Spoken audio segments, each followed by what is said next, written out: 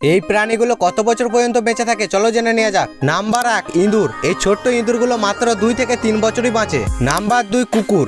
আমাদের সব থেকে কাছের বন্ধু হলো কুকুর, যারা মাত্র 10 থেকে 12 বছর বাঁচে, তারপর আমাদের ছেড়ে চলে যায়। নাম্বার 3 বিড়াল।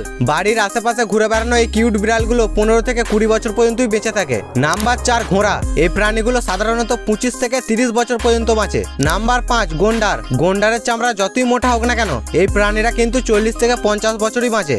নাম্বার 6 হাতি। হাতিকে দেখতে যেমন বড়, এর আয়ুও তেমনই বেশি, হ্যাঁ প্রায় 60 থেকে 70 বছর।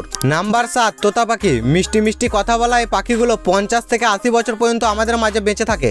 নাম্বার 8 কচ্ছপ। সব থেকে ধীরে চলা প্রাণী হলো কচ্ছপ, আর দেখে মনে হয় এদের আয়ু যেন ধীরে ধীরেই চলে, কারণ এরা 100 থেকে 150 বছর পর্যন্ত বেঁচে থাকে, আবার কেউ কেউ তো 300 বছর পর্যন্ত বাঁচে। নাম্বার 9 তিমি। কেউ বিশ্বাসই করতে পারবে না সমুদ্রের নিচে থাকা প্রাণীটি এত বছর পর্যন্ত বেঁচে থাকতে পারে, কেননা এই তিমি মাছ সাধারণত 200 থেকে 250 বছর পর্যন্ত বেঁচে থাকতে পারে। নাম্বার 10 যাই হোক, ভিডিওটা ভালো লাগলে একটা লাইক দিয়ে চ্যানেলটিকে সাবস্ক্রাইব করে নাও।